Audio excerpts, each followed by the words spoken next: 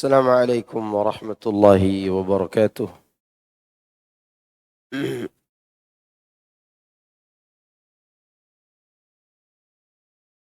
إن الحمد لله نحمده ونستعينه ونستغفره. أعوذ بالله من شرور أنفسنا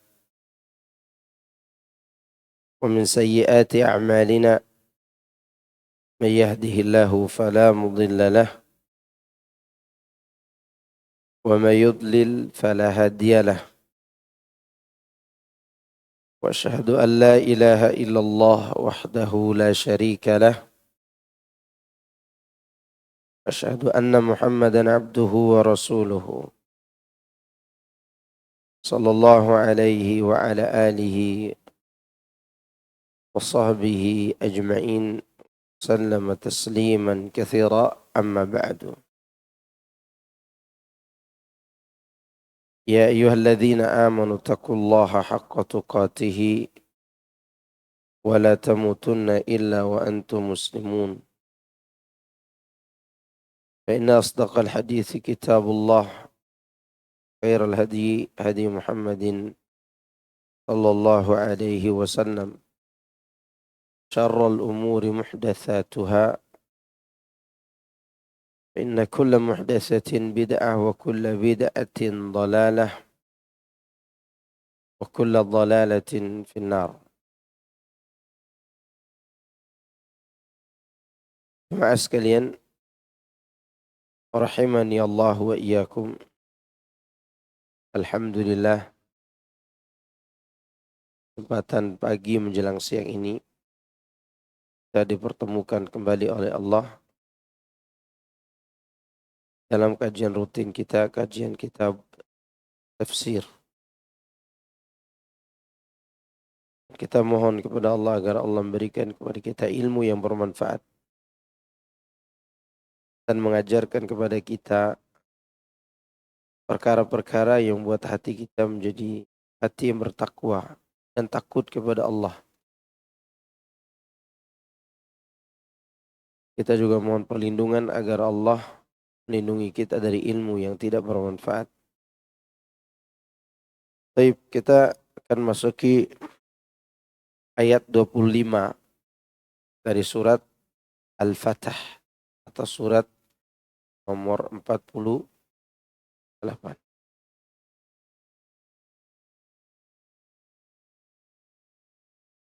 A'udzu billahi minasy syaithanir rajim.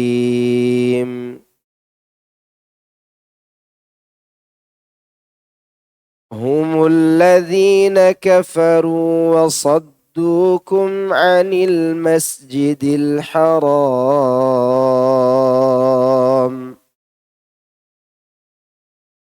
وصدوكم عن المسجد الحرام والهدي معكوفا أن يبلغ محله ولولا رجال مؤمنون ونساء مؤمنات لم تعلموهم ولولا رجال مؤمنون ونساء مؤمنات لم تعلموهم أن تطؤوهم فتصيبكم منهم معرة بغير علم ليدخل الله في رحمته من يشاء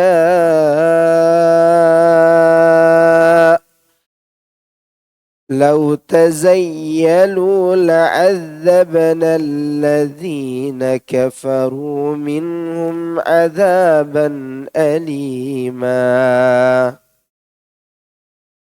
إذ جعل الذين كفروا في قلوبهم الحمية إذ جعل الذين كفروا في قلوبهم الحمية حمية الجاهلية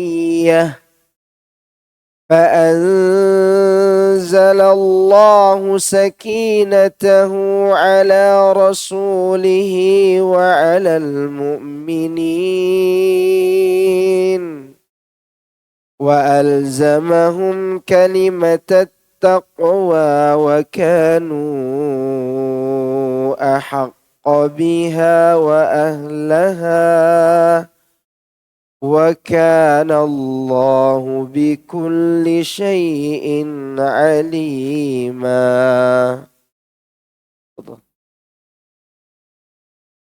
Merekalah orang-orang yang kafir yang menghalangimu dari masuk Masjidil Haram dan menghalangi hewan kurban sampai ke tempat penyembelihannya. Dan kalaulah tidak karena laki-laki yang mukmin dan perempuan-perempuan yang mukminah yang tidak kamu ketahui, bahwa kamu akan membunuh mereka yang menyebabkanmu ditimpa kesusahan tanpa pengetahuanmu, tentulah Allah tidak akan menahan tanganmu dari membinasakan mereka. Supaya Allah memasukkan siapa yang dikehendakinya ke dalam rahmat-Nya. Sekiranya mereka tidak bercampur baur, tentulah kami akan mengazab orang-orang kafir di antara mereka dengan azab yang pedih. Ketika orang-orang kafir menanamkan dalam hati mereka kesombongan, yaitu kesombongan jahiliyah, lalu Allah menurunkan ketenangan kepada Rasul-Nya dan kepada orang-orang mukmin, dan Allah mewajibkan kepada mereka kalimat takwa dan adalah mereka berhak dengan kalimat takwa itu dan patut memilikinya. Dan adalah Allah Maha mengetahui segala sesuatu.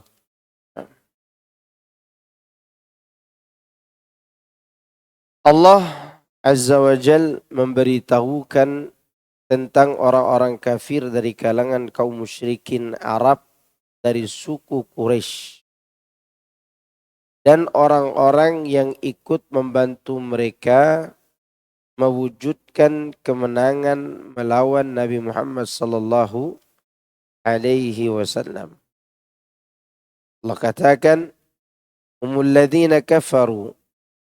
Merekalah orang-orang yang kafir. "Wasaddukum 'anil masjidil haram." Yang menghalangi kamu dari memasuki Masjidil Haram. Padahal kalianlah yang lebih berhak memasukinya. Dan pada sisi yang lain kalian memang akan menjadi penghuninya. Ini syarat. Akan menjadi penghuni Masjidil Haram atau Makkah Al-Mukarramah. Wal hadiya ma'kufan an yablugha mahillah. Dan mereka juga menghalangi hewan kurban sampai ke tempat penyembelihannya. Artinya mereka menghalang-halangi binatang kurban untuk sampai ke tempatnya. Yang demikian itu merupakan salah satu bentuk kezaliman dan kejahatan mereka. Kalau bagi kita yang kurang tahu menahu tentang ini, biasa aja membaca ini. Tapi bagi orang Arab termasuk orang Quraisy ini masalah besar. Aib menghalangi orang-orang masuk ke Masjidil Haram dan menghalangi hewan kurban sampai ke tempatnya. Hewan kurban tersebut berjumlah 70 ekor budnah unta. Bagaimana nanti akan dijelaskan lebih lanjut insyaAllah. Pertanyaannya adalah, kenapa Allah Subhanahu wa Ta'ala tidak langsung memurkai mereka dengan cara langsung diadab? Atau Allah langsung merintahkan Rasulnya untuk memerangi mereka pada saat itu atas kezaliman besar ini? Alasannya ada di bawah. Lihat bagaimana Allah menyayangi kaum mukminin. Laula rijalun mu'minuna wa nisa'un mu'minatun. Dan kalau tidaklah karena laki-laki yang mukmin dan perempuan-perempuan yang mukminah, yakni Orang-orang ini berada di tengah-tengah orang kafir yang menyembunyikan keimanan mereka karena khawatir terhadap keselamatan diri mereka dari gangguan kaum mereka yang kafir itu.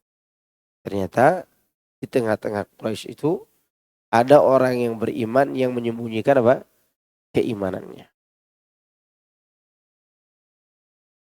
Dan kaum mukminin pun tidak tahu.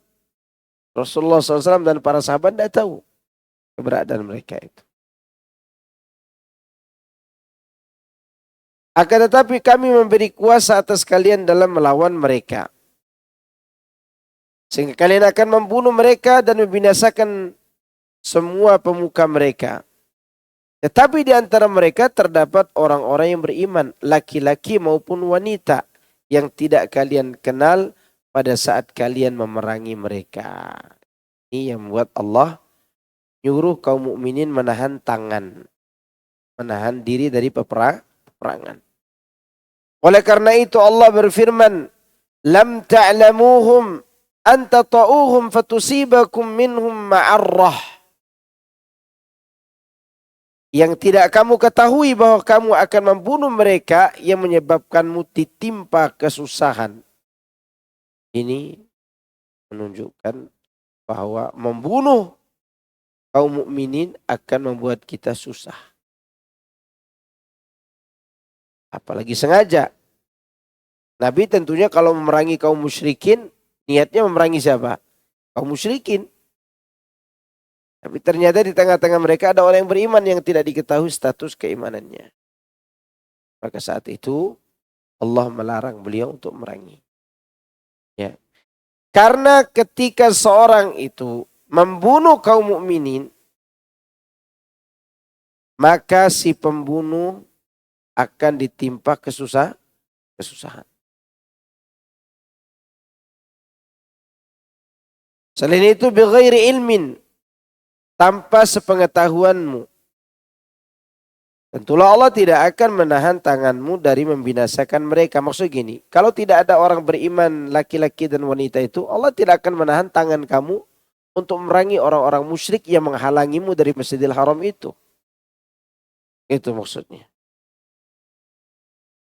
Liyudkhilallahu fi rahmatihi man yasha, supaya Allah memasukkan siapa saja yang dikehendakinya ke dalam rahmatnya. Maksudnya, mengakhirkan hukuman mereka supaya orang-orang yang beriman yang ada di kalangan mereka bisa selamat. Dan juga supaya kebanyakan mereka kembali kepada Islam. Maka nanti setelah perjanjian Hudaybiyah, mereka menampakkan diri sebagai muslim. Karena dalam perjanjian Hudaybiyah itu di antara isinya gak boleh melarang orang-orang memeluk agama mereka masing-masing. Kemenangan yang luar biasa. Setelah Allah berfirman, "Lau tazayyalu." Setelah itu Allah berfirman, sekiranya mereka tidak bercampur baur, dengan kata lain, andaikan orang-orang kafir dapat dipisahkan untuk dibedakan dari orang-orang mukmin yang berada di tengah-tengah mereka, la'adzabna alladhina kafaru minhum 'adzaban alima. Tentulah kami akan mengadab orang-orang kafir di antara mereka dengan azab yang pedih.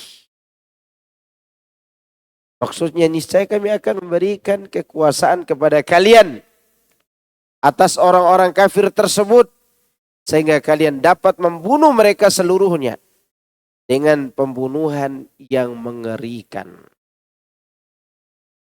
Ya, Allah sanggup memberikan kekuatan itu kepada kaum mukmin. Yang sudah berlalu perang-perang menegangkan kan sebelum. Makanya terjadi perjanjian Hudaybiyah. Apa perang yang paling menegangkan? Yang mencengangkan kaum kafirin. Perang Khandaq, perang Ahzab. Mereka sudah di atas angin kaum kafir ini. Sebelum bertempur, mereka berencana bagaimana cara menghabisi ini. Mereka tidak langsung bertempur, rencana dulu. Rencana matang dulu supaya kaum muslimin tidak ada lagi di bumi ini. Karena mereka punya rencana yang agak lama, kaum muslimin ada kesempatan bangun parit. Gali parit. Di luar dugaan. Di luar dugaan lagi mereka kepung kaum muslimin selama sebulan agar mati kelaparan di dalam khandak. Tidak boleh keluar. Gak ada makanan yang masuk. Tiba-tiba datang angin yang menghambur-hamburkan logistik mereka orang kafir. Mematikan api mereka sehingga mereka kedinginan. Alat-alat masaknya dibawa oleh angin. Mereka pulang ke Mekah, bubar. Ya, ini bubar main, bukan membubarkan kajian. Ya, bubar. Ya.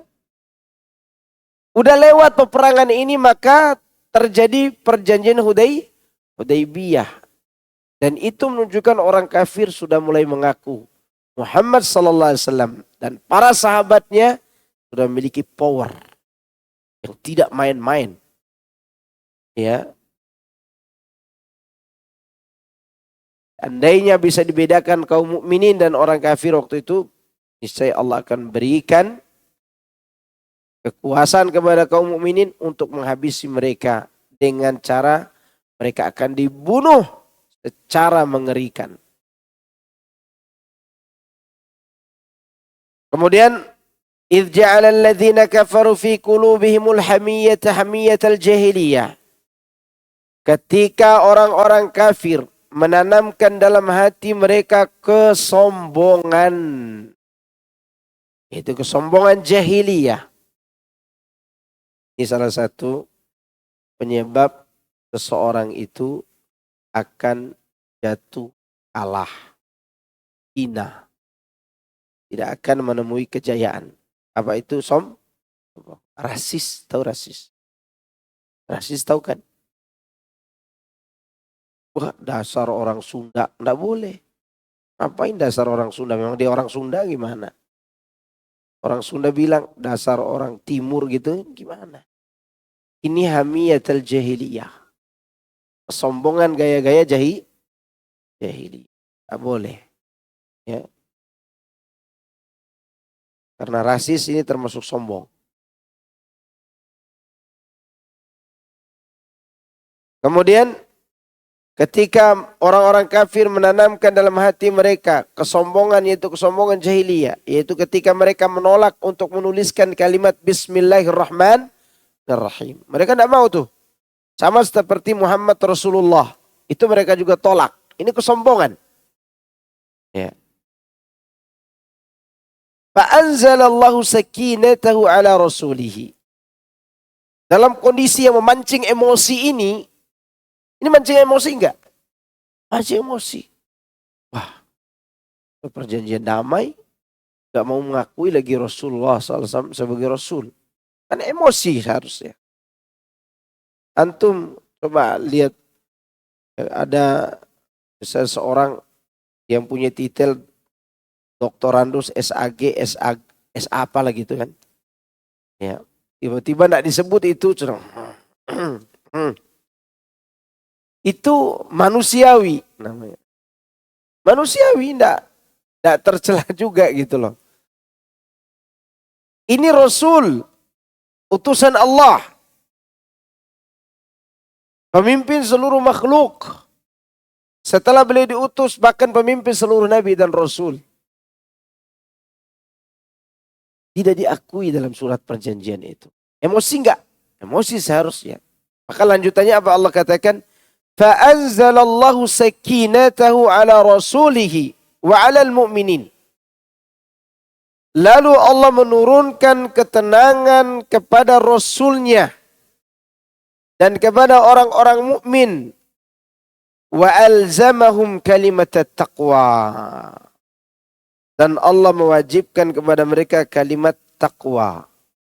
Yaitu kalimat la ilaha illallah. Masya Allah ya, kalimat ini kalau kita renungkan dan kita ucapkan dengan ucapan yang nikmat, maka insya Allah kita akan tenang dengannya. Bukankah kalimat ini yang dipakai ketika Anda galau? Ada orang galau, gelisah, ya, Ada laki-laki misalnya, dia gelisah. Kenapa ente gelisah? Istri lagi ngurus surat cerai, gelisah juga. Suami juga demikian, istri juga demikian, gelisah. Semua gelisah. Orang punya kegelisahan semuanya. Punya kegelisahan. Ada yang gelisah karena asam lambung. Ada yang gelisah karena belum beli asam, karena tidak ada uang. Ada banyak kegelisahan. Apa yang menenangkannya? Kalimat la ilaha illallah. Doanya apa? La ilaha illallahul azimul halim. La ilaha illallahu rabbul arshil azim.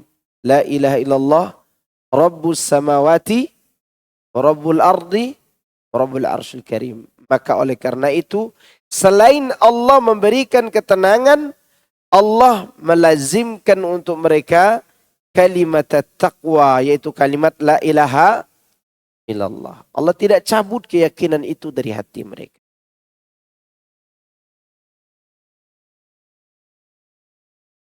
Sebagaimana dikatakan oleh Ibnu Jarir dan Abdullah bin Ahmad dari At-Tufail Ibnu Ubay bin Ka'ab, dari Ubay bin Ka'ab, yaitu ayahnya, bahwasanya dia pernah mendengar Rasulullah SAW bersabda mengenai ayat di bawah ini. Wa alzamahum kalimat taqwa. Dan Allah mewajibkan kepada mereka kalimat taqwa, yakni la ilaha illallah. Demikian yang diriwayatkan oleh Imam Tirmidzi dari Hasan bin Qadza'ah, dan dia mengatakan hadis tersebut gharib, di mana kami tidak mengetahuinya kecuali dari jalur ini. Dan aku pernah bertanya kepada Abu Zur'ah darinya, dan dia tidak mengetahui kecuali dari sisi ini. Ini pembahasan hadis. Gharib artinya apa? Gharib artinya apa? Gharib kalau diartikan secara bahasa aneh. Anda ini gharib ya. Itu aneh. Tapi ini istilah hadis ini. Bukan istilah, bukan makna bahasa. Gharib yang dimaksud adalah hadis yang di salah satu tobakot itu rantai silsilah periwayatannya, perawinya hanya satu atau dua rantai. Misalnya sahabat ada 5, tabi'in ada 2, tabi'ut tabi'in 1, di bawahnya 1, atau cukup 1 aja di sini, ini udah dianggap gharib. Apalagi dari atas 1, ya gharib namanya. Ya.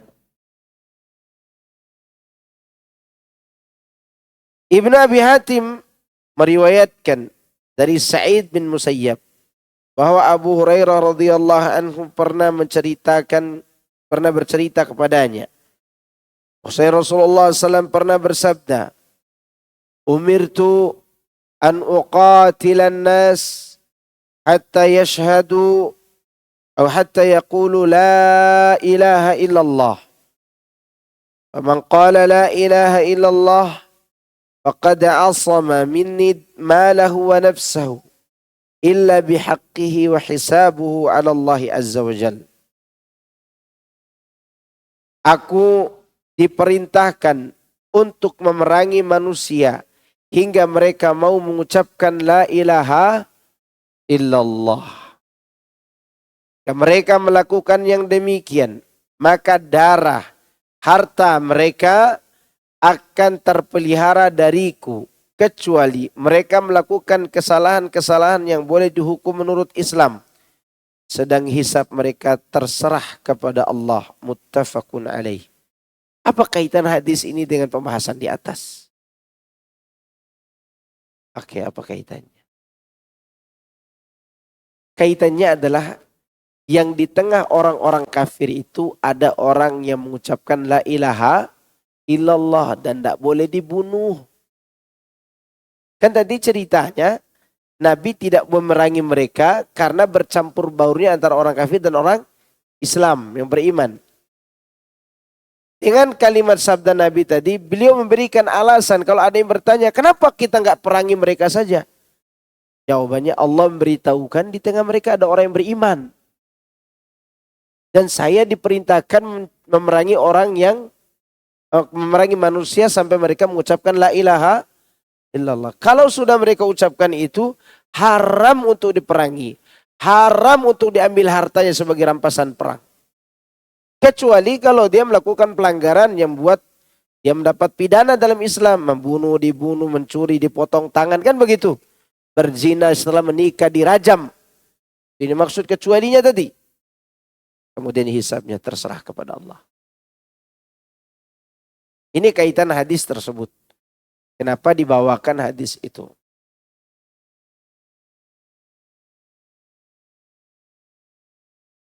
Kemudian, dan Allah berfirman di dalam kitabnya seraya menyebutkan suatu kaum. Di mana dia tabaraka wa ta'ala berfirman, innahum kanu idza qila lahum la ilaha illallah yastakbirun.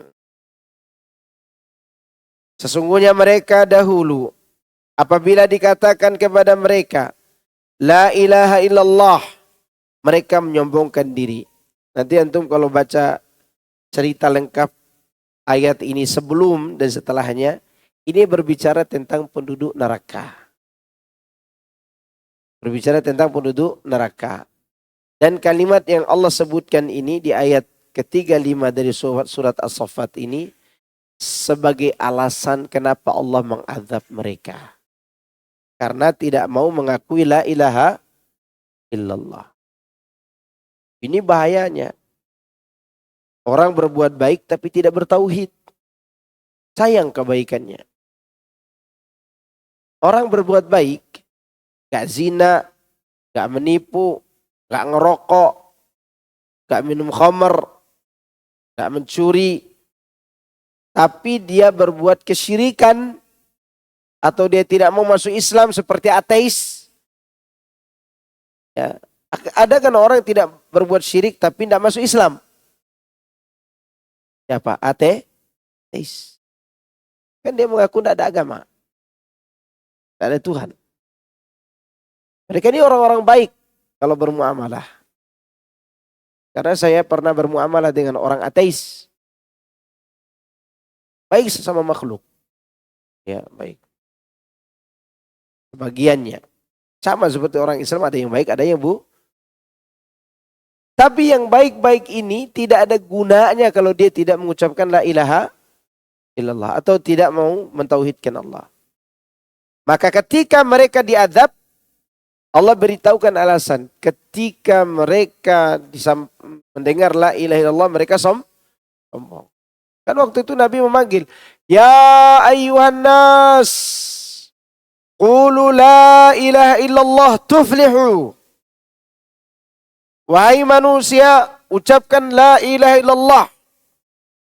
Kalian pasti bahagia. Mereka enggak mau. Yastakbirun. Termasuk Abu Talib. Termasuk siapa? Abu Talib. Apalagi si Abu Lahab. Abu Lahab bukan hanya tidak mau menerima, justru dia mencaci maki Nabi. Makanya ada surat apa? Al-Lahab. Gara-gara apa? Dia nunjukin begini. Ya Muhammad, tabban laka sa'iral yaum, kata dia begitu. Alihadza jama'tana, sambil dia tunjuk Nabi. Makanya disebutkan oleh Allah di situ singgung apanya? Tangannya. Tabbat yada abi lahabi wa tabb. Gara-gara Nabi menyampaikan la ilaha illallah, dia tunjuk-tunjuk. Kita aja enggak mau ditunjuk-tunjuk orang. Kalau bapak-bapak ditunjuk, hei Wahabi gitu. Sakit hati enggak? Sakit hati. Apalagi Rasulullah SAW. Dan yang merasa, yang membuat Abu Lahab itu terlaknat, yang marah ke Abu Lahab, siapa? Allah. Baru saja diutus oleh Allah, dia mengingkarinya. Abu Lahab. Abu Talib yang baik pun termasuk sombong, tidak mau menerima la ilaha illallah. Walaupun dia orang baik secara muamalah. Masih berkaitan dengan firman Allah wa alzamahum kalimat taqwa wa kanu ahaqqa biha wa ahlaha. Dan Allah mewajibkan kepada mereka kalimat takwa dan adalah mereka berhak dengan kalimat takwa itu dan patut memilikinya. Yaitu kalimat la ilaha illallah Muhammadur Rasulullah. Lalu mereka bersikap sombong terhadapnya. Sebagaimana orang-orang musyrik pun menyombongkan diri darinya pada peristiwa Hudaybiyah. Kemudian Rasulullah SAW mengirimkan surat kepada mereka yang membahas mengenai lamanya waktu gencatan senjata. Mujahid berkata, kalimat takwa berarti ikhlas. Atha bin Abi Rabah mengatakan kalimat takwa adalah la ilaha illallah wahdahu la syarikalah. Lahul mulku wa lahul hamdu wa huwa ala kulli syai'in qadir. Ini penafsiran siapa? Atha bin Abi Rabah. Siapa Atha itu? Tabi'in apa? Tabi'in? Atau orang Betawi gitu? Tabi'in. Oke. Atha seorang tabi'in, ulama terkemuka di Mekah. Atha bin Abi Rabah. Dia mentafsirkan kalimat taqwa dengan kalimat yang biasa kita ucapkan. La ilaha illallah wahdahu la syarikalah. Lahul mulku wa lahul hamdu wa huwa ala kulli syai'in qadir. Kata Ibnul Qayyim rahimahullah. Orang yang mengucapkan kalimat ini 100 kali sehari sama seperti orang yang mengetuk pintu rahmat Allah 100 kali sehari. Kalau antum pulang terlambat ke rumah, istri tidur jam 12 malam, antum ketuk pintu 100 kali, enggak dibukain pintu sama istri. Kenapa? Capek nungguin antum. Allah enggak begitu. Antum datang dengan kalimat ini. Ketuk pintu rahmatnya. Mau 100 kali, mau 1000 kali Allah tetap buka pintu. Dia tidak akan bosan. Terus datangi Allah dengan kalimat ini. Kalimat takwa. Ya. Ini juga sebagai dalil yang sangat jelas bahwa sehebat apapun orang takutnya kepada Allah, kalau dia melanggar kalimat la ilaha illallah dengan berbuat syirik, maka orang ini tidak bertakwa. Tidak bertakwa.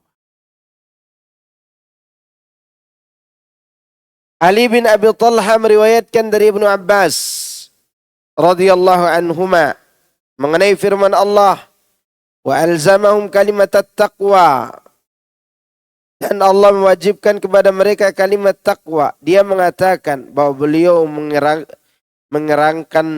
menerangkan yaitu kesaksian tidak ada yang berhak diibadahi dengan benar selain Allah, dan dia merupakan kepala segala macam takwa. Maksudnya kalimat la ilaha illallah adalah ra'sut taqwa, aslu at-taqwa. Atha al-Khurasani mengemukakan kalimat taqwa yaitu kalimat la ilaha illallah Muhammadur Rasulullah. Pertanyaannya begini. Kenapa ulama ini menerjemahkan kalimat takwa dengan la ilaha illallah Muhammadur Rasulullah? Ada sebab dalam perjanjian Hudaybiyah tadi. Apa sebabnya tadi? Orang kafir menolaknya. Sedangkan orang yang beriman semakin mantap keimanannya. Orang kafir tidak suka nih dengan kalimat Bismillahirrahmanirrahim Muhammadur Rasulullah. Tidak suka dia. Ternyata kalimat yang tidak disukai orang kafir ini Allah wajibkan kepada para mukminin dan mukminat, para sahabat. Karena mereka lah ahlinya. Ahli la ilaha illallah Muhammad Rasulullah SAW.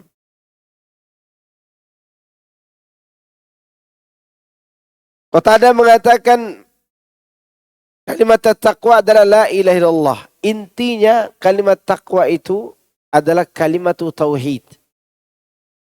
Atau dua kalimat syahadat. Karena ini adalah pokok semua bentuk ketakwaan. Wa kanu ahaqqa biha wa ahlaha. Dan adalah mereka yang berhak dengan kalimat takwa itu dan patut memilikinya. Oleh karenanya orang kafir tidak suka. Karena Allah tahu bukan mereka ahli kalimat itu. Bukan orang musyrik. Ya. Bukan orang musyrik. Karena mereka orang musyrik tidak mau kalimat itu. Maka Allah tidak berikan kepada mereka. Justru diberikan kepada Rasulullah SAW dan para sahabatnya. Semakin dimantapkan. Wa kana Allahu bikulli syai'in alima. Dan Allah Maha mengetahui segala sesuatu, yakni Maha mengetahui siapa-siapa yang memang berhak mendapatkan kebaikan dan siapa-siapa pula yang berhak mendapatkan keburukan. Terlalu istimewa kalimat itu kalau diberikan kepada pembangkang. Apa pesan moral buat kita hari ini? Ketika kita mengucapkannya, ketika kita memeluk Islam, kita ini sebenarnya sedang dimanjakan oleh Allah. Dimuliakan oleh Allah dengan kalimat yang kita ucapkan ini. Namun kita aja yang tidak merasa diri kita tak dapat nikmat. Coba antum perhatikan ayat ini, renungkan dalam-dalam. Kalimat ini hanya diberikan kepada orang yang Allah cintai. Dan Allah tahu siapa yang berhak untuk menerima kalimat itu. Ketika kita mengucapkannya, ketika kita meluk Islam, apa antum tidak merasa antum sedang dimuliakan Allah? Lalu merasa tidak mulia gara-gara lihat tetangga baru beli TV baru. Gimana sih? Hanya gara-gara harta kita merasa tidak dimuliakan Allah. Ini kalimat-kalimat mulia. Terkadang kita membandingkan kemuliaan diri kita dengan orang yang lebih kaya dari kita. Padahal ketika Anda tekun belajar la ilaha illallah, tekun mengamalkannya, terus mengucapkannya sebagai zikir harian setelah sholat, ataupun ketika galau, atau ketika kita zikir mutlak. Subhanallah, walhamdulillah, wa la ilaha illallah, Allahu Akbar. Anda tidak merasa Anda sedang dimuliakan Allah. Emang gampang mengucapkan kalimat itu setiap hari, setiap waktu? Gak gampang. Mudah kalimatnya, tapi tidak gampang diucapkan. Kecuali fa'alzamahum kalimat taqwa wa kanu ahaqqa biha wa ahlaha. Itu. Dan apa semua orang Islam juga tertarik untuk memperdalamnya? Enggak. Bahkan ketika kita mau kajian tauhid di stasiun TV, request itu judulnya, Pak Ustadz, jangan bahas tentang tauhid. Jangan bahas tentang ketuhanan. Ya kalau begitu kita bahas qul huwallahu ahad saja. Wah, semakin parah Pak Ustadz, kata dia. Karena 80% bagian panitia logistiknya ini Katolik. Ya bagus, kita dakwahin aja. Akhirnya ujung-ujung kajian anak tidak disiarkan di TV itu. Ya, tidak disiarkan. Tahun 2017 itu saya ingat. Kenapa? Karena tidak semua orang tertarik. Ketika antum tertarik, apa kata Allah tadi? Fa'anzalallahu sakinatahu ala rasulihi wa alal mu'minin. Ketenangan, akhi. Ketenangan. Maka jangan pernah bosan dengan kalimat ini. Kalau kita sudah mulai merasa bosan dengan kalimat ini, sama saja perut kita sudah tidak bisa menerima martabak telur, nasi, lauk, karena tubuh kita sakit.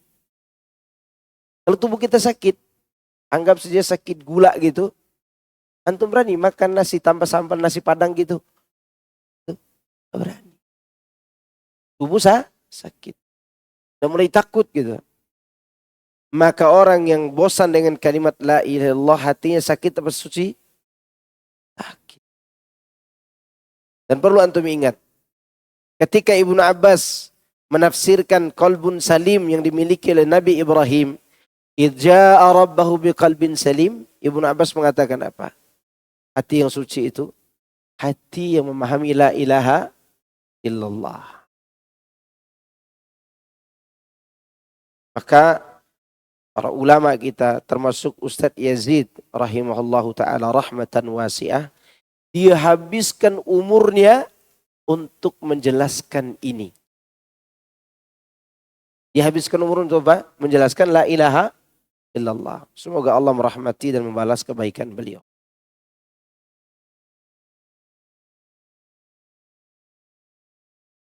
Beberapa hadis seputar perjanjian Hudaybiyah dan juga kisah perdamaian. Kita ini akan berkisah ini. Masih banyak waktu insya Allah.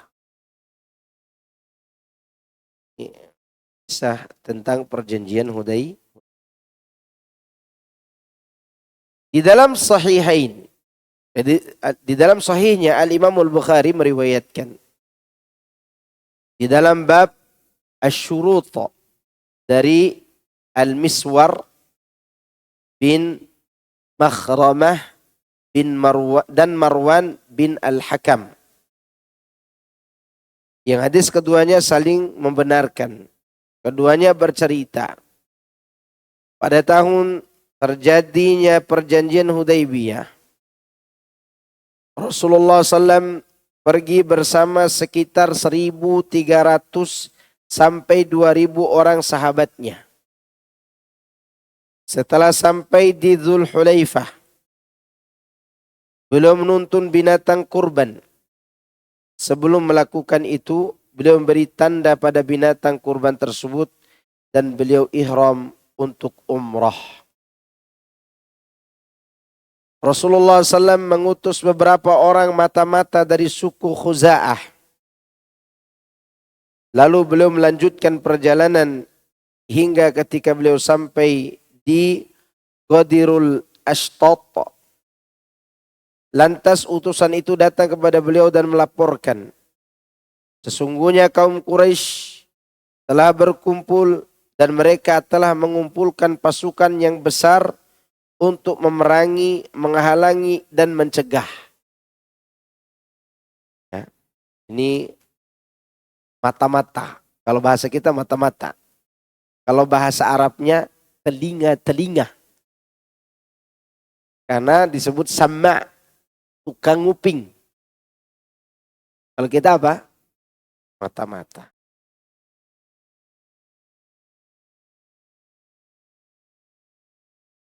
Maka Rasulullah sallallahu alaihi wasallam pun bersabda, "Ashiru ayyuhan nas alayya.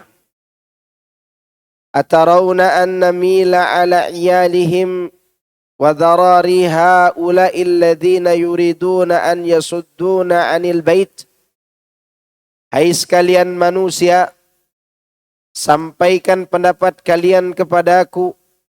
Apakah kalian berpendapat kita mesti cenderung pada keluarga mereka dan juga keturunan orang-orang yang bermaksud hendak menghalangi kita dari Baitullahil Haram? Dalam lafaz yang lain, tarawna an namila ala darari haula'i alladhina a'anuhum fa in ya'tuna kana Allah qad qata'a unuqan minal musyrikin wa illa taraknahum mahzunin. Dalam riwayat yang lain, kalian melihat kita lebih cenderung kepada keturunan orang-orang yang membantu mereka. Jika mereka mendatangi kita, maka Allah telah memenggal leher orang-orang musyrikin.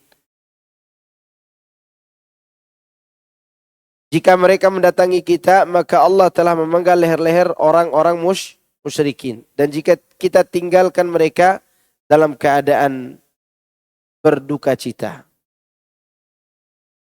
Dalam lafaz yang lain juga disebutkan, fa'in qa'adu mauturin majhudin mahrubin wa in najau yakun unuqan qata'aha Allahu azza wa jal am tarawna anna ummal baita faman saddana anhu qatalnahu. Jika mereka duduk, maksudnya duduk menghalangi, maka mereka duduk dalam keadaan tertekan dan berduka cita serta tidak mempunyai apa-apa. Dan kalaupun mereka selamat, maka leher mereka akan dipenggal oleh Allah Azza wa Jal. Apakah kalian berpendapat bahwa kita harus tetap ke Baitullah? Maka barang siapa yang nanti menghalangi kita, kita akan perangi mereka. Ya qatalnahu, perangi, bukan bunuh ya. perang itu bisa aja dengan langsung terjadi pembunuhan, bisa saja tidak. Ya, qatala yuqatilu. Abu Bakar radhiyallahu anhu berkata, "Ya Rasulullah, engkau berangkat dengan tujuan sampai di Baitullah dan bukan bertujuan hendak membunuh seorang dan tidak juga berperang. Dengan demikian lebih baik jika kita bertolak menuju ke Baitullah. Dan barang siapa menghalangi kita darinya, maka kita tidak sungkan untuk memerangi mereka." Ini pendapat siapa? Siapa? Abu Bakar. Ini pesan moral untuk kita. Nabi saja kalau tidak ada wahyu, dia bermusyawarah enggak? Dengan siapa dia bermusyawarah? Sahabat. Sahabat yang bagaimana? Yang berilmu. Nah, tanggung-tanggung nih yang memberi pendapat nih. Siapa? Abu Bakar. Dan Nabi sering bermusyawarah. Dia Nabi. Belum temukan wahyu. Dia nanya kepada sahabatnya tentang apa yang harus dilakukan. Karena itu bagian dari syariat Islam. Beda dengan kita hari ini. Kita lakukan dulu baru nanya. Ustadz boleh enggak? Nah, ini bukan nanya. Membolehkan namanya. Ya. Dimusyawarahkan dulu nih keadaannya. Ya. Maka Abu Bakar mengatakan, berangkatlah engkau ya Rasulullah. Dengan tujuan untuk sampai ke Baitullahil Haram. Ya. Bukan untuk membunuh orang. Bukan untuk memerangi orang. Itu niat namanya. Tapi, kalau ada yang menghalangi kita dari Baitullahil Haram, mau gak mau kita harus melawan.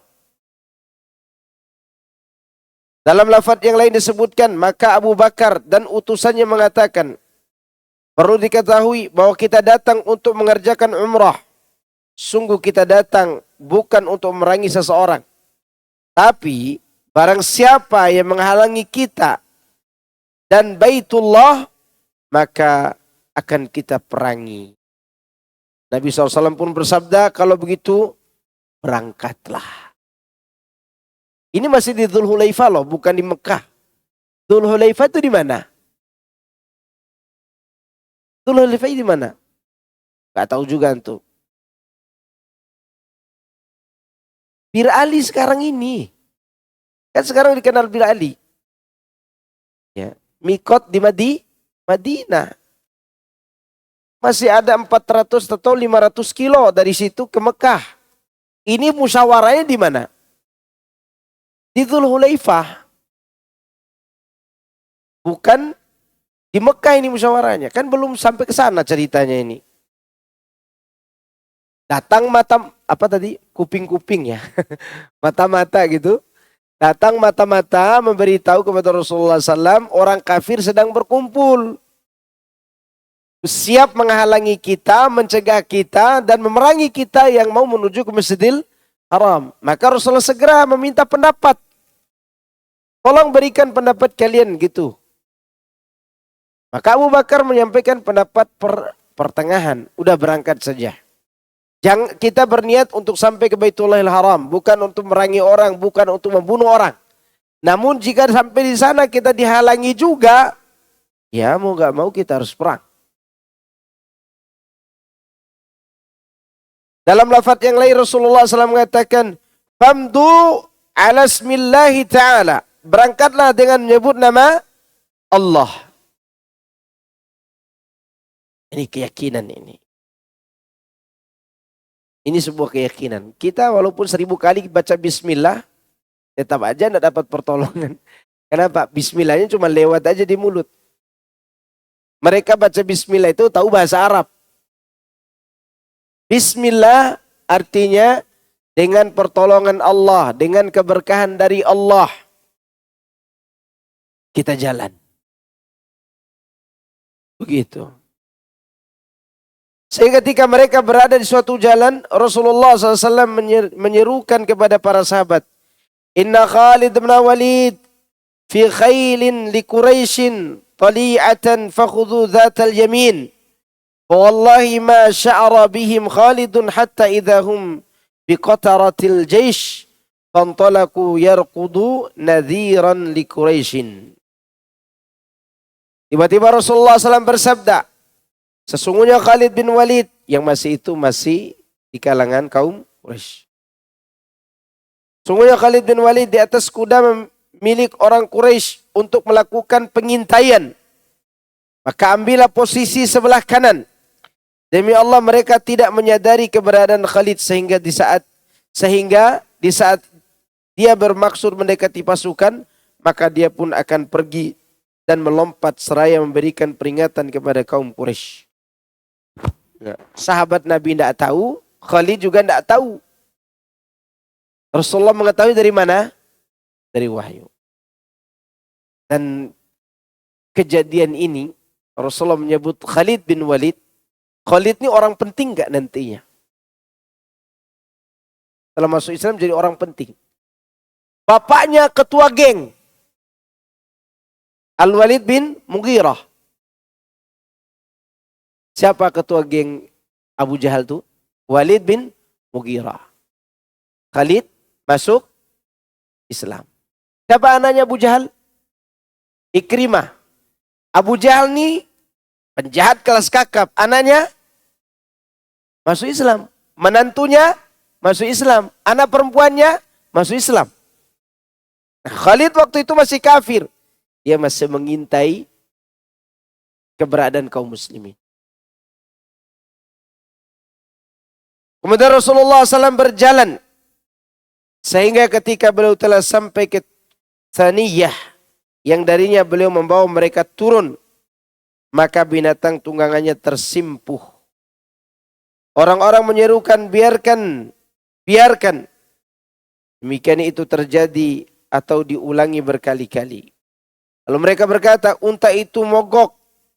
Ia mogok, maksud berhenti. Maka Rasulullah SAW bersabda, ma khala'atil qaswa'u wa ma dhaka laha bi khuluqin walakin habasaha habisul fil. ثم قال صلى الله عليه وسلم والذي نفسي بيده لا يسألوني خطة يعظمون فيها حرمات الله تعالى إلا أعطيتهم إياها. Unta itu tidak mogok, tidak capek. Kalau bahasa mobil kita, tidak rusak. Ya. Ini bukan sifatnya qaswa, nama unta Nabi. Akan tetapi ia tengah dihalangi oleh sesuatu yang pernah menghalangi tentara bergajah. Ya. Demi Rob yang jiwaku berada di tangannya, tidaklah orang-orang atau kaum Quraisy memintaku suatu rencana yang di dalamnya mereka mengagungkan apa-apa yang terhormat bagi Allah, melainkan pasti aku akan memenuhinya. Artinya Rasulullah tetap menghargai orang-orang yang meminta beliau untuk mengagungkan apa? Yang diagungkan oleh Allah. Lantas dia menakutinya hingga hewan itu meloncat. Lalu Khalid meninggalkan mereka hingga dia singgah di ujung kota Hudaybiyah. Di suatu tempat yang airnya sangat sedikit. Orang-orang menggali tanah untuk mencari air. Namun mereka tidak juga mendapatkannya. Kemudian mereka mengadu rasa haus kepada Nabi SAW. Maka beliau mengeluarkan anak panah dari sarungnya. Lalu beliau menyuruh mereka supaya memasukkan anak panah tadi dalam lubang tersebut. Demi Allah, lubang itu masih terus mengeluarkan air hingga mereka puas mengambil air darinya. Ini namanya apa? Mu'jizat. Mu'jizat. Manakala mereka dalam keadaan seperti itu, tiba-tiba Budail bin Waraqa al-Khuzai datang bersama beberapa orang dari kaumnya dari suku Khuza'ah. Masih ingat suku Khuza'ah itu siapa? Anak siapa kalau ditarik ke Nabi Ibrahim? Nabi Ismail. Bukan anak Nabi Ismail. Anak suku Arab Yaman, suku Jurhum. Karena anak suku Arab Jurhum yang sampai ke zaman Nabi yang terkenal 3. Khuza'ah, Aus, Khazraj. Khuza'ah, Aus, Khazraj. Ini tidak ada kaitannya dengan Nabi Ismail. Tidak ada kaitannya. Yang berkaitan dengan Nabi Ismail siapa? Quraisy. Di dalamnya ada Rasulullah SAW, ada juga Abu Jahal. Oke, ini suku Khuza'ah. Salah seorang yang bernama Budail bin Waraqah al-Khuzai. Dia datang bersama beberapa orang dari kaumnya. Dari suku Khuza'ah. Mereka adalah penduduk Tihamah yang diamanahi untuk menjaga rahasia Rasulullah SAW. Kemudian Budail berkata, sesungguhnya aku telah meninggalkan Ka'ab bin Lu'ay dan Amr bin Lu'ay singgah di air Hudaybiyah. Bersama mereka terdapat suku Aus, suku Aus al-Mutaffil. Dan mereka adalah orang-orang yang memerangimu serta menghalangimu dari Baitullah.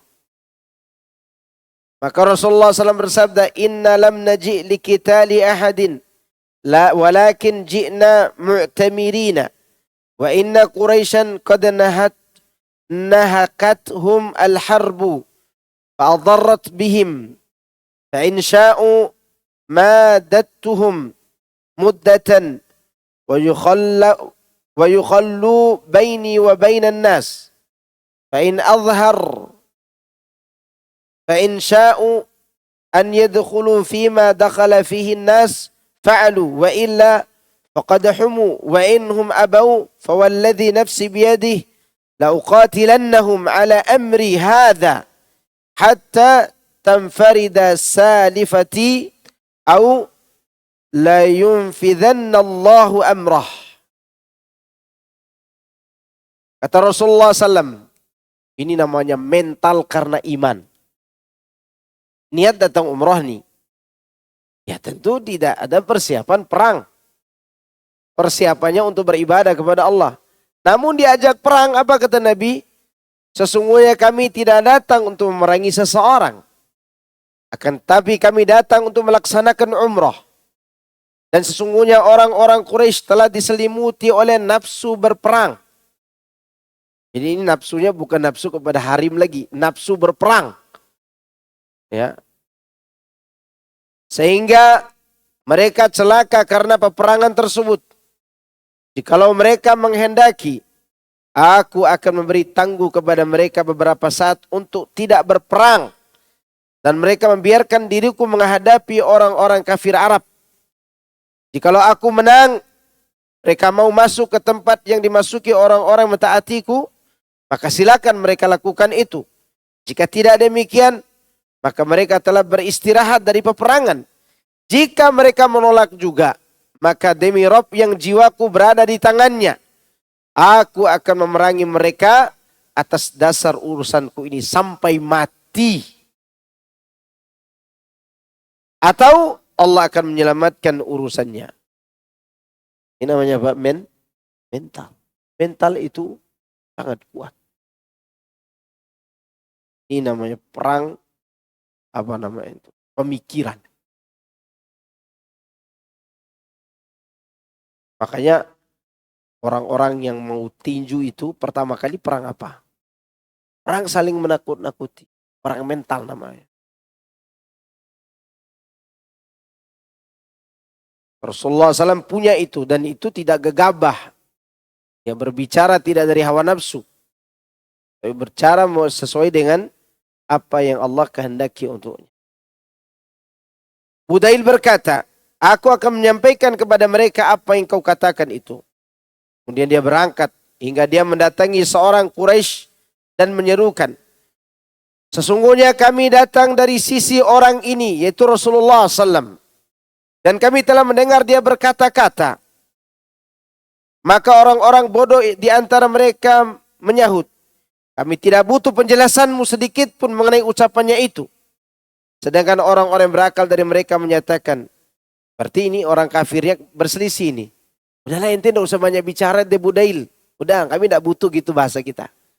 Tidak usah ngomong. Kata si bodoh. Tapi kata si cerdas dari kalangan orang kafir ini, Beritahukanlah apa yang pernah kamu dengar darinya. Ini yang berakal nih.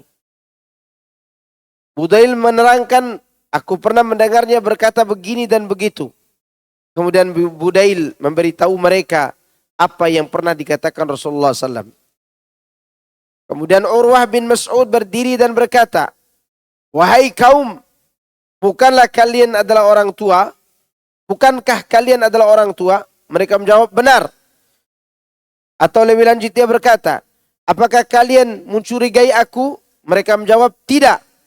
Dia bertanya lagi, bukankah kalian mengetahui bahwa aku berusaha mengerahkan penduduk Ukal ketika mereka tidak mengikutiku, lantas aku mendatangi kalian dengan membawa keluarga dan anakku serta orang-orang yang mentaatiku? Mereka menjawab, benar. Selanjutnya dia berkata, sesungguhnya orang ini, yaitu Rasulullah SAW, telah menawarkan kepada kalian sebuah tawaran yang baik. Apa tawaran tadi? Jangan perang. Kalian perang itu karena nafsu perang aja, tidak ada tujuan lain. Apa keuntungannya secara duniawi kalau begitu? Rasulullah cuma datang bawa apa? Jamaah dengan kain ihramnya. Atau nafsu karena mereka hobi perang. Maka tawaran Muhammad SAW ini sudah bagus untuk kalian. Terimalah dan izinkanlah aku mendatanginya. Mereka menjawab, silakan datang saja kepadanya. Lantas dia mendatangi Rasulullah SAW dan mengajaknya berbicara. Siapa yang datang ini? Siapa yang datang ini? Urwah bin Mas'ud. Ya.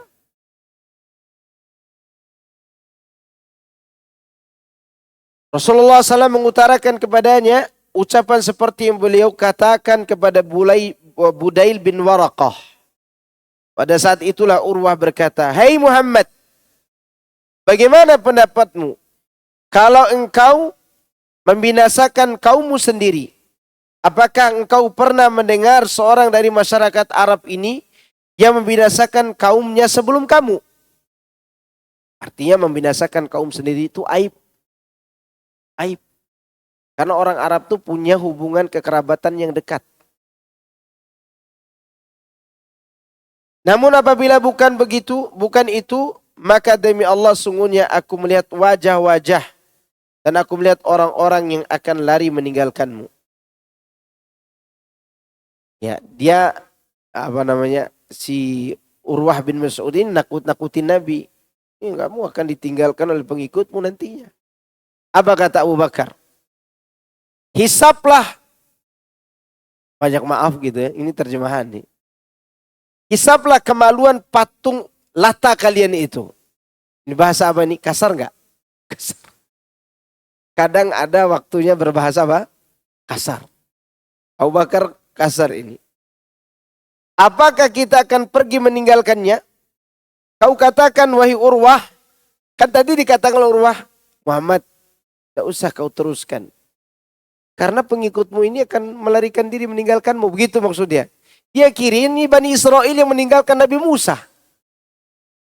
Ini yang datang nih, kalau mereka mau tinggalkan Nabi, sejak perang Badar sudah ditinggalkan. Ya, makanya Abu Bakar radhiyallahu anhu mengatakan, hisaplah kemaluan patung Lata kalian itu. Apakah kita akan pergi meninggalkan dia, sallallahu alaihi wasallam?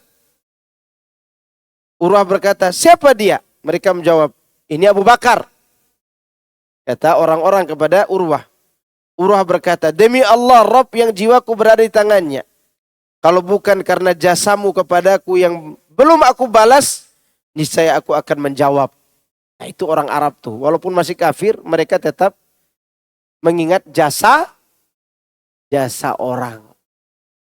Yang di antara adab yang masih ada pada mereka. Ya. Maka kalau antum berbuat baik sama orang Arab, maka dia akan berbuat luar biasa. Itu bisa patut kita contohkan. Saya cerita pengalaman. Ada seorang syekh datang ke sini, seorang pengusaha, dia mau bikin pabrik di Indonesia. Dia bingung siapa yang menjemput dia di bandara. Anak juga tidak kenal dia. Udah anak ke bandara aja. Ada seorang ustadz yang minta bantuan. Anak ke bandara, jemput dia sama teman. Ngobrol lah kita, ngobrol aja. Bawa makan di warung Padang, bawa makan di rumah, makan kabuli gitu kan. Dan selesai ceritanya di Indonesia cuman segitu aja. Setiap Anda pergi umroh, dia selalu telepon. Syekh Mashkur, aina anta? Kita selalu ketemu di kajiannya Syekh Ibrahim As-Singkiti, Syekh As-Singkiti. Ketemu di situ. Ya, orang-orang pergi city tour pakai apa itu? Bis. Anak terkadang dijemput oleh dia di hotel pakai mobil mewahnya. Kadang dibawa ke rumahnya. Di sini anak kasih dia nasi kebuli. Di sana anak dikasih nasi yang kiranya itu ikan laut itu bernampan-nampan. Ya perut anak tidak cukup. Saya kira rumahnya itu lantai 2, beberapa kamar. 7 lantai rumahnya. 7 lantai rumahnya. Naiknya pakai lift. Dan saya disuruh isi ceramah pakai bahasa Arab di rumahnya. Di hadapan guru-guru TPA dia. Guru TPA-nya itu doktor semua. Karena dia bilang kasih nasihat mereka Ustadz. Gitu. Ya padahal anak bukan dokter. Itu orang Arab. Masya Allah luar biasa mereka itu. Sampai sekarang masih ada. Apalagi yang muslim. Yang kafir aja ngomong begitu. Di hadapan Abu Bakar radhiyallahu anhu. Kalau aku tidak mengingat jasamu kepadaku yang belum aku jawab, belum aku penuhi, aku akan jawab perkataanmu. Selanjutnya Urwah mengajak Rasulullah SAW berbicara. Setiap kali dia berbicara, dipeganglah jenggot Rasulullah SAW. Sedangkan Al-Mughirah bin Syu'bah pada waktu itu berdiri tepat di belakang beliau sambil dia memegang pedang. Bayang. Ini ada musuh. Depan ada yang megang jenggot. Antum kalau lihat Ustadz antum diginikan jenggotnya, marah nggak antum? Para sahabat marah nggak? Bukan marah lagi. Mereka siap untuk memberikan nyawanya demi menghidupkan Rasulullah SAW. Lihat bagaimana sabarnya Rasulullah SAW. Setiap kali Urwah menyodorkan tangannya ke jenggot Rasulullah SAW, Al-Walid bin Mughirah memukul tangan Urwah dengan sarung pedang seraya berkata, jauhkan tanganmu dari jenggot Rasulullah SAW. Kemudian Urwah mengangkat kepalanya seraya bertanya, siapa orang ini? Rasulullah SAW jawab, dia adalah Al-Mughirah bin Syu'bah. Urwah berkata, hai pengkhianat. Karena Al-Mughirah bin Syu'bah ini dulunya kafir. Masuk Islam. Wahai pengkhianat. Bukankah aku baru saja menyelesaikan perkaramu? Al-Mughirah bin Syu'bah menemani satu kaum pada masa jahiliyah. Lalu dia membunuh mereka dan mengambil harta kekayaan mereka. Setelah itu dia datang dan menyatakan masuk Islam. Maka Rasulullah SAW bersabda mengenai Islam, maka aku terima. Sedangkan mengenai harta kekayaan, sungguh aku tidak mau terlibat sama sekali. Untuk urusan kalian, urusan kalian. Islamnya diterima. Setelah itu Urwah radhiyallahu anhu menyorotkan pedangnya kepada para sahabat Nabi SAW. Dia melihat, dia melihat dan bergumam, Rasulullah SAW tidak pernah mengeluarkan dahak, melainkan jatuh di telapak tangan seorang dari mereka. Lalu orang itu mengusapnya ke wajah serta kulitnya. Dan jika beliau menyuruh mereka, maka mereka pun segera mengerjakan perintah beliau. Dan jika beliau berwudu, maka hampir semuanya tidak ada yang tertinggal dalam memperebutkan bekas air wudu beliau. Dan jika beliau berbicara, maka mereka merendahkan suara mereka di hadapan Nabi SAW. Mereka juga tidak pernah sekalipun menatap langsung kepada beliau sebagai wujud penghormatan. Ini para sahabat. Kemudian Urwah kembali kepada kawan-kawannya dan berkata, wahai kaum sekalian, demi Allah, sesungguhnya aku pernah diutus untuk menemui para raja. Aku pernah diutus menemui Kisra, menemui Kaisar, maksud Romawi dan Persia, atau Raja Najasyi. Demi Allah, tidak pernah kulihat seorang raja pun yang diagungkan oleh para sahabatnya seperti pengagungan para sahabat Muhammad SAW kepadanya. Nah raja, ada orang menghormatinya tapi khianat. Ada nggak? Apa namanya kita? Penjilat. Tapi tidak ada pada sahabat Nabi yang seperti itu. Ya. Maka dia katakan demikian. Aku nih pernah diutus menemui Persia, Raja Romawi, Raja Ethiopia, atau Habasyah, atau Najasyi. Aku tidak pernah melihat raja-raja itu memiliki sahabat yang sehebat sahabat Muhammad SAW. Begitu maksudnya. Demi Allah, setiap kali Muhammad SAW mengeluarkan dahak, maka jatuhnya ke tangan salah seorang dari mereka. Ini dahak Nabi ya, bukan dahak Habib, bukan. Bukan dahak kiai atau ustadz. Ini dahak Nabi, dahaknya itu obat. Semua yang berkaitan dengan Nabi itu semuanya berkah, ikhwan. Kecuali najisnya, ya, yang tidak mereka ambil. Tapi berkaitan dengan air ludah, bekas wudhu, keringat. Kalau boleh, Rasulullah SAW itu dipeluk oleh para sahabat semuanya, maka mereka akan memeluknya. Untuk mendapatkan keringatnya. Karena bau keringat Nabi itu kasturi. Ini ludah ini. Direbut oleh para sahabat. Kemudian kata Urwah lagi. Lalu orang itu segera mengusapkan ludah itu ke wajah dan kulitnya. Dan jika beliau menyuruh, maka mereka segera melaksanakan perintahnya. Dan jika berwudu, maka hampir semua orang tidak tertinggal dalam memperebutkan air bekas wudunya.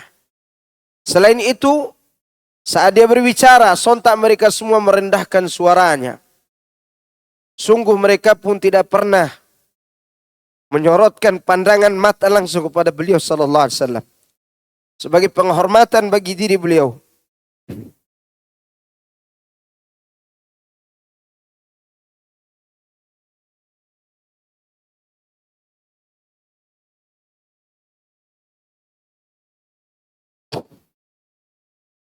Dan sesungguhnya tawarannya telah dipaparkan kepada kalian, maka terimalah. Artinya, kalian mau katakan apa kepada sahabatnya? Kalau kalian perangi Nabi Muhammad itu, mereka siap mati untuknya. Jangankan darahnya jatuh, ludahnya pun mereka tidak terima jatuh ke tanah. Gitu maksudnya. Apalagi terjatuh darah Rasulullah SAW. Itu para sahabat. Kemudian salah seorang mereka dari Bani Kinanah mengatakan, biarkan aku mendatanginya. Mereka pun menjawab, silakan saja. Ketika orang itu sudah dekat dengan Nabi SAW dan para sahabat beliau, maka Nabi SAW bersabda, "Hadza fulanun wa huwa min qaumin yu'azzimuna al-budna fab'atsuha lahu." Si fulan ini yang datang ini, dia datang dari suatu kaum yang mengagungkan onta, maka kirimkanlah onta untuknya. Maka onta pun dikirimkan untuknya, kemudian dia disambut oleh orang-orang dengan hangat. Setelah orang itu mengetahui hal tersebut, maka dia menyahut, tidak seharusnya orang-orang itu menghalangi mereka dari Baitullah. Disogok pakai onta aja udah berhenti. Ya, berhenti karena dia suka onta. Nah, ini juga teknik nih. Kalau antum melihat ada kiai, ada ustadz yang menghalang-halangi kajian, antum cari tahu hobinya apa. Mungkin dia punya hobi burung murai gitu, beri aja murai batu gitu. Atau dia hobi apa kasih. Dan kami pernah melakukannya kepada salah seorang kiai dan sampai anak sholatkan jenazah kiai itu. Dia berpesan kepada anak-anaknya, nanti kalau saya meninggal, minta Ustadz Maskur sholatkan jenazah saya. Dan orang Bogor sini. Kiai sering bermusyawarah dengan anak tentang masalah Syiah waktu itu. Tentang Syiah. Maka anak pernah diberi kesempatan oleh dia untuk mengisi kajian tentang Syiah bersama dia. Tapi ngomongnya tentang Syiah. Karena kalau ngomong Wahabi anak ada di sampingnya. Nah, ini yang meninggalnya dia minta keluarganya agar anak sholatkan. Alhamdulillah anak sholatkan jenazahnya. Kenapa? Karena anak tahu hobinya apa. Hobinya baca buku, anak beliin buku. Ini kiai pinter ini. Bahkan buku-buku Ustadz Yazid ada di rumahnya. Anak heran juga. Masya Allah. Jadi tahu hobinya. Kalau dia hobi burung, ya antum ngomong burung walaupun tidak mampu beli burungnya. Ini Rasulullah tahu nih orang yang hobi ontak nih. Dikasih ontak berhenti dia. Udahlah, tidak pantas kalian dihalangi dari Baitul Haram, kata dia begitu. Satu persatu melemahlah mereka. Ada yang melemah karena melihat kesetiaan para sahabat. Ada yang melemah karena dia lemah di hadapan harta yang dia sukai. Lihat, ini juga sebagai taktik ketika istri antum cerewet, kasih uang. Melemah dia. Dia berhenti ya. Setelah dia kembali kepada para sahabatnya, dia pun memberitahu, aku menyaksikan onta telah diberi kalung dan tanda. Sehingga aku berpendapat tidak perlu kita melakukan penghalangan kepada mereka untuk kembali, untuk datang ke Baitullah. Kemudian setelah seorang dari mereka bernama Mikraz bin Hafs bangun dan berkata, biarkan aku mendatanginya. Maka mereka pun menjawab, silakan kamu datang kepadanya. Ini ganti-gantian datang. Saat Mikraz telah dekat dengan beliau, maka Nabi SAW berkata, inilah Mikraz. Dia adalah seorang yang jahat. Siapa ini? Penjahat yang datang ini Mikraz. Maka Mikraz segera mengajak Rasulullah SAW berbicara. Tiba-tiba Suhail bin Amr datang. Ma'mar menceritakan, Ayub memberitahu kami dari Ikrimah bahwasanya dia bertutur bahwa pada waktu Suhail bin Amr datang, Rasulullah SAW bersabda kepada Suhail, urusan kalian telah dimudahkan untuk kalian.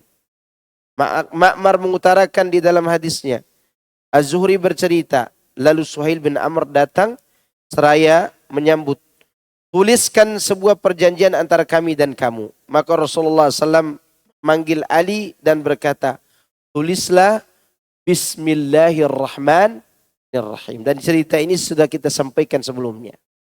Ya. Tetapi Suhail bin Amr berkata, perihal Ar-Rahman, demi Allah aku sama sekali tidak mengerti maknanya. Namun tulislah Bismillah, Bismika Allahumma. Bismika Allahumma. Itu yang ditulis. Ya. Bukan Bismika Allahumma amutu ahya, ya bukan. Bismika Allahumma gitu.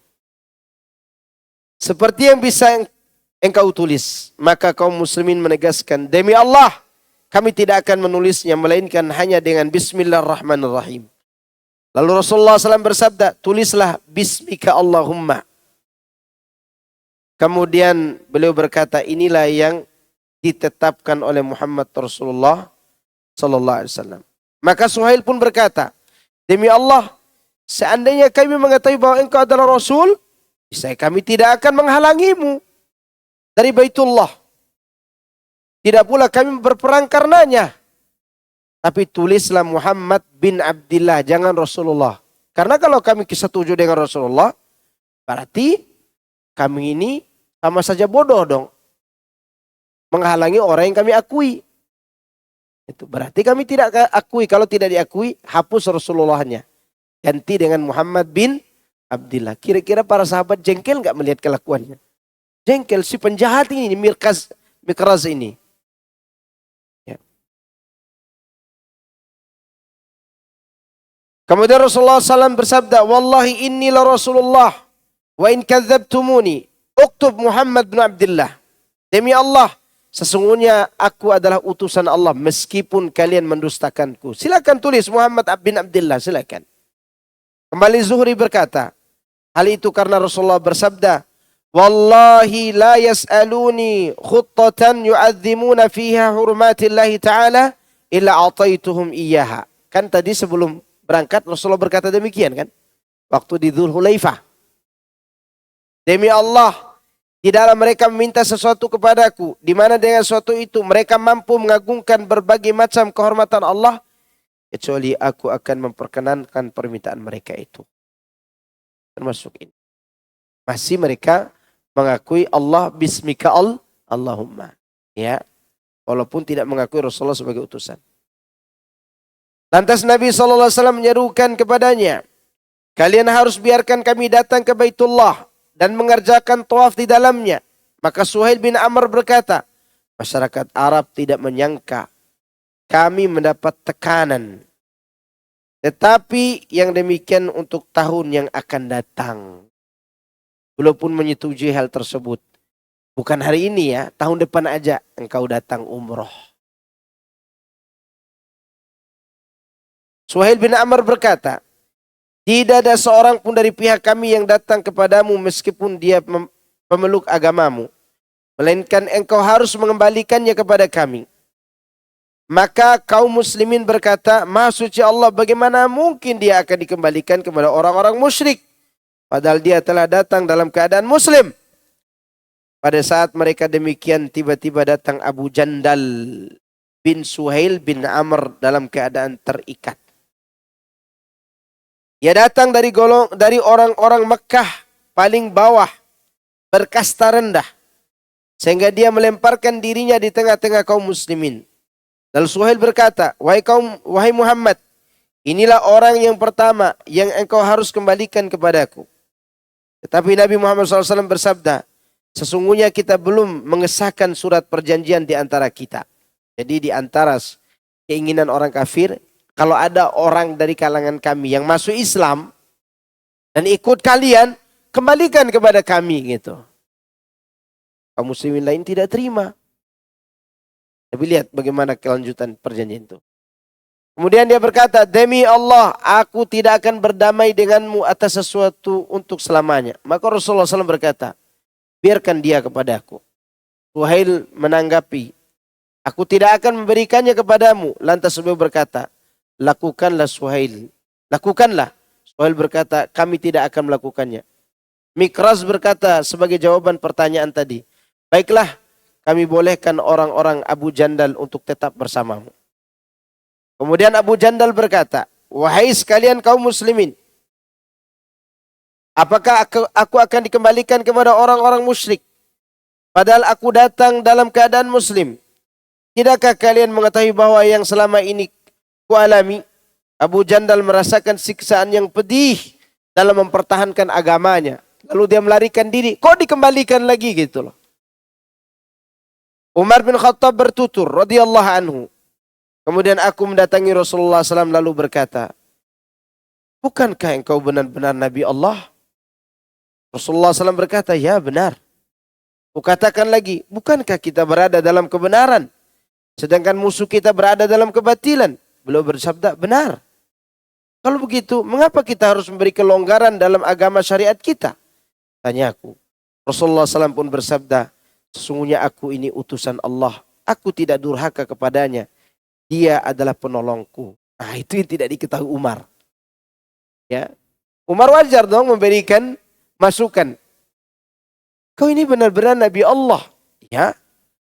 Kita ini berada di atas kebenaran, mereka di atas kebatilan. Iya.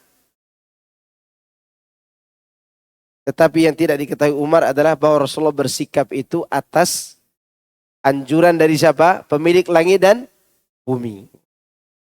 Selanjutnya Umar berkata, lalu aku mendatangi Abu Bakar dan kukatakan kepadanya, wahai Abu Bakar, bukankah dia Nabi Allah yang sebenarnya? Abu Bakar menjawab, benar. Tidak ada beda jawabannya dengan jawaban Nabi. Padahal keduanya tidak ketemu nih. Tidak saling memberitahukan jawaban gitu. Ini disebut dengan selaras dalam cinta. Lihat. Lebih lanjut dikatakan, bukankah kita berada di atas kebenaran sedangkan musuh berada di atas kebatilan? Abu Bakar menjawab, ya benar. Aku berseru lagi, lalu kenapa kita malah memberikan kelonggaran dalam agama kita? Dia menjawab, ketahuilah sesungguhnya beliau itu utusan Allah dan beliau tidak durhaka kepada Robnya. Bahkan dia akan menolongnya. Karena itulah berpeganglah kamu pada talinya. Demi Allah beliau benar-benar berada dalam kebenaran. Lalu aku katakan, bukankah dia telah memberitahu kita bahwa kita akan datang ke Baitullah dan bertawaf di sana? Abu Bakar menjawab, benar. Namun, apakah dia memberitahumu bahwa engkau akan datang Baitullah tahun ini? Ada nggak Nabi katakan demikian? Itu pertanyaan Abu Bakar. Simpel nggak? Nabi hanya memberitahukan sebelumnya, kita akan mendatangi Baitullahil Haram. Tapi Nabi tidak mengatakan tahun ini atau tahun depan. Lihat bagaimana cermatnya Abu Bakar dalam memahami setiap kata-kata kekasihnya. Umar tidak ngeh tuh. Umar tahunya datang ke Baitullahil Haram. Mungkin mereka nyangka tahun itu. Tapi Abu Bakar selalu mencermati kalimat demi kalimat yang dikatakan Rasulullah SAW. Ini sekali lagi selaras dalam apa? Cinta. Ini baru bicara cinta. Lihat bagaimana pecinta Abu Bakar mencintai Nabi sampai sebegitu detailnya. Dia paham kata per kata, koma dan titik dari perkataan Rasulullah Sallallahu Alaihi Wasallam. Pantas Nabi ketika ditanya oleh seorang wanita, ya Rasulullah, kalau kau sudah wafat, aku datang menemuimu dan kau tiada. Siapa aku tanyakan agama ini? Apa kata Rasulullah? Datangi Abu Bakar. Kalau Abu Bakar tidak ada, baru Umar. Lihat, sedetail itu Abu Bakar memahami kata-kata Nabi. Hei Umar, apakah Rasulullah berkata kepadamu bahwa engkau akan mendatanginya tahun ini? Umar jawab, tidak. Baru Umar sadar. Hanya disampaikan engkau akan datangi Baitullahil Haram. Kita akan datang Baitullahil Haram. Abu Bakar pun berkata, engkau akan datang ke sana dan engkau pasti akan tawaf di sana. Maksudnya, ikuti saja alur ceritanya. Ikuti saja apa yang diinginkan oleh Allah dan Rasulnya Sallallahu Alaihi Wasallam. Tidak mungkin dia durhaka kepada Tuhannya. Tidak mungkin. Az-Zuhri melanjutkan cerita bahwa Umar pernah mengutarakan, sungguh melalui peristiwa tersebut aku mengerjakan berbagai amal kebaikan yang sangat banyak. Dan setelah selesai membuat perjanjian, dan lalu Zuhri melanjutkan, Rasulullah SAW berkata kepada para sahabatnya, Qumu fanharu summahliku. Berdirilah kalian semua dan berkurbanlah kalian. Artinya sembelih hewan kurban sebagai bentuk membayar ketidakjadian itu. Dengan cara apa? Membayar hewan kurban. Dan bercukurlah. Ada satu hal yang harus dipahami. Fanharu menunjukkan hewan yang mereka bawa lebih banyak yang besar apa kecil? Saya ulangi. Kalimat bangunlah kalian fanharu. Kalimat ini yang saya mau tanya kepada antum. Kan fasalli rabbika wanhar. Ini jamaknya fanharu dalam kalimat surat Al-Kautsar fanhar. Ini untuk satu orang perintahnya. Berarti untuk semua orang juga tentunya. Tapi ini fanharu sama dengan fanhar. Pertanyaan, hewan yang mereka bawa kebanyakan hewan yang kecil atau yang besar? Besar. Dari kalimat fanharu. Karena an-nahru, asal kata an-nahru itu menyembelih hewan yang tidak bisa dirobohkan. Lihat onta digantung kan? Dirobek bagian lehernya. Itu namanya fanhar. Jadi binatang yang tidak bisa dirobohkan, cara menyembelihnya dengan cara diberdirikan, ya kemudian ini. Makanya sapi pun bisa disembelih sambil berdiri, bukan ditombak. Kalau memang sapi itu tidak bisa dirobohkan, maka sebagian tempat dengan asah pisau yang tajam, cara menyembelihkan sapi pun seperti onta, ya. Tidak dibanting. Ini menandakan bahwa mereka membawa banyak binatang besar seperti onta. Walaupun ada yang bawa kambing juga. Maka demi Allah tidak seorang pun dari mereka yang berdiri sampai Rasulullah SAW mengatakan hal itu 3 kali. Melihat tidak ada seorang pun dari mereka yang berdiri, beliau pun masuk menemui Ummu Salamah. Dan memberitahu apa yang dilakukan orang-orang. Orang-orang tidak ada yang mau menyembelih hewannya. Sayang nih udah datang kok tidak jadi tawaf gitu kan. Lalu Ummu Salamah berkata kepada beliau, wahai Nabi Allah, apakah engkau menginginkan 3 hal tersebut? Pergi keluarlah dan janganlah engkau berbicara dengan salah seorang pun dari mereka hingga engkau menyembelih untamu dan memanggil tukang cukurmu untuk mencukur rambutmu. Ini saran siapa ini? Ummu Salamah. Istri beliau yang berumur tua. Ya. Maka Rasulullah SAW mengikuti saran istrinya ini. Beliau pun pergi. Dan tidak berbicara dengan siapapun dari mereka hingga beliau menyembelih ontanya. Dan beliau memanggil tukang cukurnya. Lalu tukang cukur itu mencukur beliau. Sallallahu alaihi wasallam. Setelah orang-orang mengetahui hal tersebut, maka mereka pun menyembelih kurban masing-masing. Dan sebagian mereka mencukur sebagian lainnya. Sehingga hampir-hampir sebagian mereka melukai sebagian yang lainnya. Lalu beberapa wanita mukminah mendatangi beliau. Hingga akhirnya Allah menurunkan ayat. Ya ayyuhalladzina amanu idza ja'akumul mu'minatu muhajiratin famtahinuhunna Allahu a'lamu biimanihinna.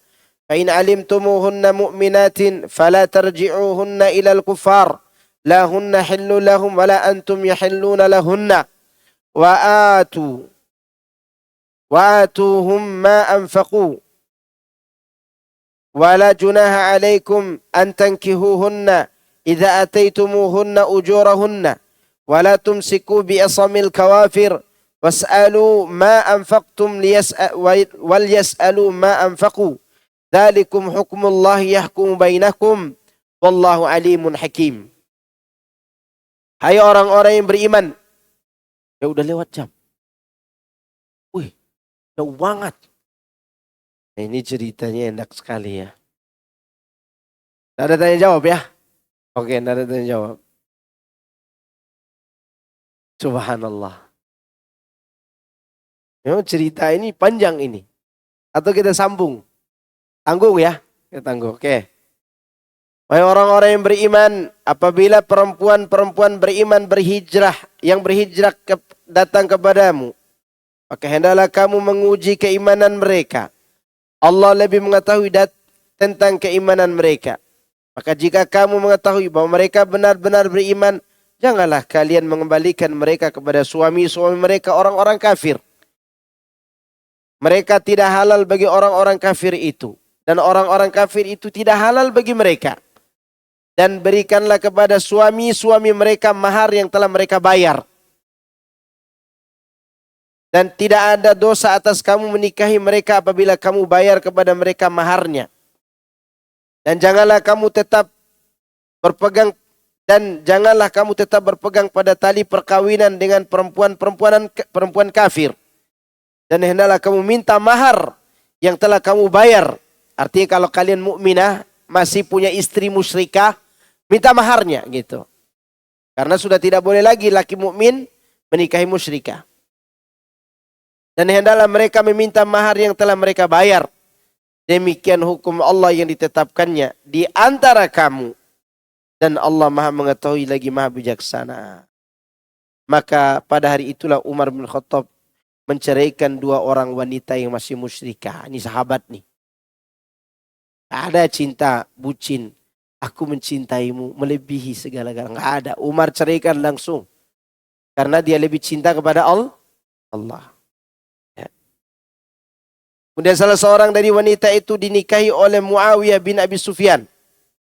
Yaitu wanita mantan istri siapa? Umar. Karena Muawiyah masih kafir. Sedangkan wanita yang satu lagi dinikahi oleh Safwan bin Umayyah. Musuh juga. Umar tidak sakit hati itu. Ya. Sesudah itu Rasulullah SAW kembali ke Madinah. Selanjutnya Abu Bashir, seorang dari suku Quraisy mendatangi beliau. Dan dia seorang muslim. Kemudian orang-orang Quraisy mengirimkan 2 orang utusan untuk mencarinya. Mereka berkata, tepatilah perjanjian yang telah engkau putuskan kepada kami. Maka Rasulullah SAW menyerahkan Abu Bashir kepada utusan itu. Lalu mereka berdua pergi dengan membawa Abu Bashir. Hingga saat sampai di Dzul Hulaifah, mereka singgah dahulu dan makan kurma. Abu Bashir berkata kepada salah seorang dari kedua utusan tersebut, demi Allah, sesungguhnya aku melihat pedangmu sangatlah bagus. Kemudian orang itu menghunuskan pedangnya dan mengutarakan, benar sekali, demi Allah, aku telah mencobanya berkali-kali. Maka Abu Bashir mengatakan, coba perlihatkan, aku ingin melihatnya. Abu Bashir mendapatkan kesempatan yang memungkinkan dia untuk memanfaatkan pedang itu hingga dia dapat segera menebas orang tersebut hingga tewas. Yang satu lagi melarikan diri hingga sampai ke kota Madinah. Dia lari dan masuk ke dalam masjid, dan ketika melihatnya Rasulullah SAW bersabda, orang ini sungguh sangat ketakutan. Setelah sampai di dekat Rasulullah SAW, orang itu tutur, demi Allah dia membunuh sahabatku dan aku pun akan dibunuh. Kemudian Abu Bashir datang dan mengatakan, wahai Rasulullah, demi Allah, sungguhnya Allah sudah menyempurnakan janjimu. Engkau telah mengembalikan aku kepada mereka. Kemudian Allah telah menyelamatkan diriku dari mereka. Maka Rasulullah SAW bersabda, celakalah ibumu, maksudnya celaan, kayak celaan untuk orang yang salah berbuat. Api peperangan telah dinyalakan jika saja ada seorang yang bersamanya. Setelah mendengar hal itu, Abu Bashir mengetahui bahwa dia akan dikembalikan kepada kaum Quraisy. Maka dia kabur hingga akhirnya sampai ke tepi laut. Sementara Abu Jandal bin Suhail juga berhasil meloloskan diri dari mereka. Dan di sanalah dia bertemu lagi dengan Abu Bashir. Maka tidak ada seorang Quraisy pun yang keluar dalam keadaan muslim, melainkan dia bergabung dengan Abu Bashir. Hingga terbentuklah sebuah kelompok. Demi Allah, di dalam mereka mendengar unta yang keluar membawa kaum Quraisy menuju Syam, melainkan mereka menghadangnya. Lalu mereka bunuh orang Quraisy tersebut dan mengambil harta benda mereka. Kemudian kaum Quraisy mengirim utusan kepada Rasulullah SAW untuk mohon kepada Allah. Dan karena tali silaturahmi, barang siapa di antara mereka datang menemui Rasulullah SAW, maka ia akan aman. Maka Rasulullah SAW pun mengirimkan utusan untuk memanggil mereka. Ya. Saya kira cerita lanjutnya akan kita ceritakan pada pertemuan ini. Ini cerita yang sangat padat akan faedah, tetapi qadarullah wa masya'afa'al. Keindahan cerita saya tidak lihat jam. Ya, semoga Allah memberi kita ilmu yang bermanfaat dan menambah iman kita. Ingat, cerita orang baik itu minimal 2 faedah yang bisa kita ambil.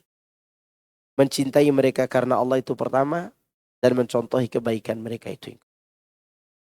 Cerita orang jahat 2 hal juga yang harus kita ambil pelajaran. Membenci mereka karena Allah dan tidak mencontohi mereka dalam perbuatan dosa. Subhanakallahumma wa bihamdika asyhadu an la ilaha illa anta astaghfiruka wa atubu ilaik. Wassalamualaikum warahmatullahi wabarakatuh.